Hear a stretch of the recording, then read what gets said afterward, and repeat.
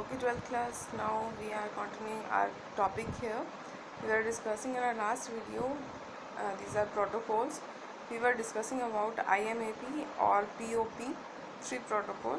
So the full forms of this: IMAP stands for Internet Messaging Access Protocol and POP stands for Post Office Protocol, and that is version 3. So we are talking about these particular kind of protocols here. Generally, POP, that is Post Office Protocol, is used to access emails or messages from email servers over TCP/IP network. Here, TCP/IP's full form is Transmission Control Protocol and Internet Protocol. These are our models which we have to use for using networking. Either we can use a OSI model or TCP/IP, but OSI is applicable with the 7 layers which we were using earlier. But nowadays we are using only TCP/IP protocol, which is more reliable as compared to the previous one. So POP was designed to move the messages from server to local disk, but version 3 has the option of leaving a copy on server also. We have to retain one copy on server also for the back course, or you can say for the backup also.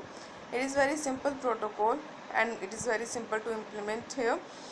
For example, POP3 supports only one mail server for each mailbox only. It has now becoming obsolete by modern protocols like IMAP. That means that it only serves only the one mail server. Here you can access mails from only one mail server. As compared with IMAP, it is less applicable because IMAP is a protocol which is capable of accessing from multiple mail servers. Here let's we discuss here. IMAP stands for the Internet Message Access Protocol. Here it was defined by RFC 3501 to enable email clients to receive emails messages from mail servers over TCP/IP connections. Here, as we were discussing here, IMAP is designed to retrieve multiple messages or multiple mails from multiple mail servers also.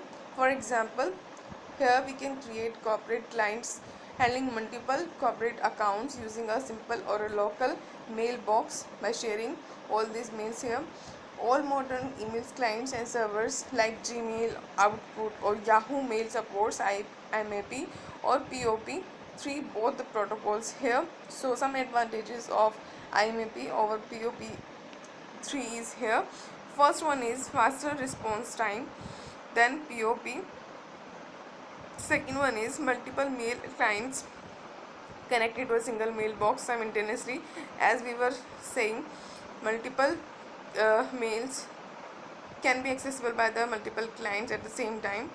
Keep track of messages state like read, operation, delete, started or replied, whatever operation we want to perform here. We can do it on the mails here. Next one, search for messages on the server. If we want to search for any message, so we can retrieve that message or mail from the server, from the backup facility, because we have one copy retained on our server also using these kinds of protocols, IMAP or POP otherwise. Now the next one is VoIP, that is voice over internet protocol. That is another protocol we are discussing here.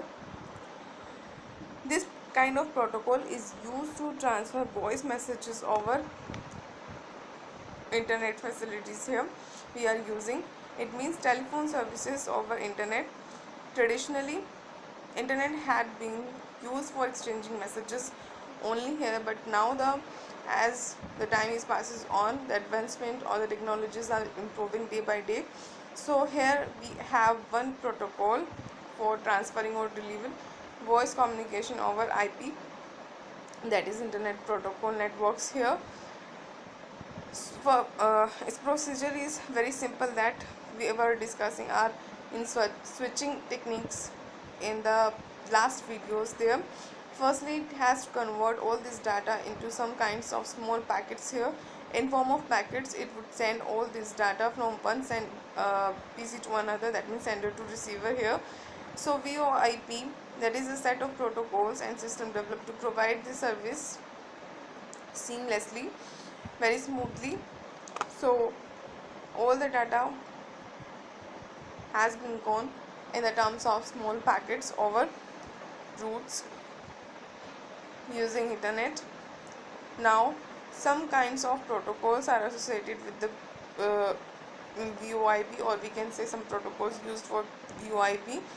These are the session layer protocols. Session layer protocols is the uh, second uppermost layer of the TCP/IP model we are using in our system. So here are the some kinds of protocol. Names are H.323 session initiated protocols here, session description protocol, and many more protocols are here. Now the next topic we are starting here, wireless technologies, in our next video.